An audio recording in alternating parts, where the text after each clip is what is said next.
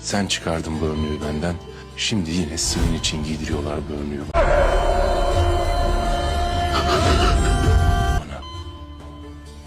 Aşırı vurmuşlar.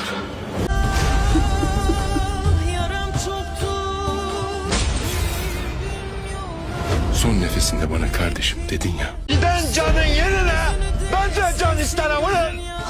Şimdi sen de yaşamaktan vazgeçmeyeceksin kardeşim.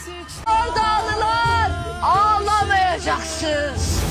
Senin Nida'yla bir ilişkin mi vardı?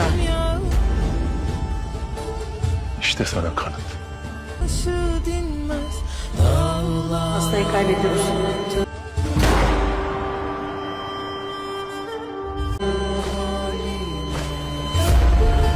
الحلقة الجديدة سيتم نقل أشير إلى المشفى، وصرحات هو من سيقوم بإجراء العملية له.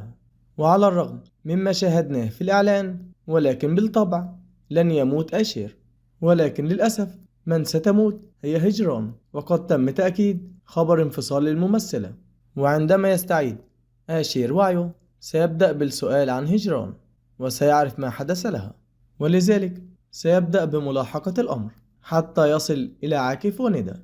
ومن جهة أخرى ستصر ملك على الزواج من يلدرم، ولكن صرحات سيكون غاضبا جدا من هذا الأمر، لأنه لا يريد أن يولد ابنه مع هذا الرجل الحقير، ولذلك سيشتد الصراع بينهما مرة أخرى.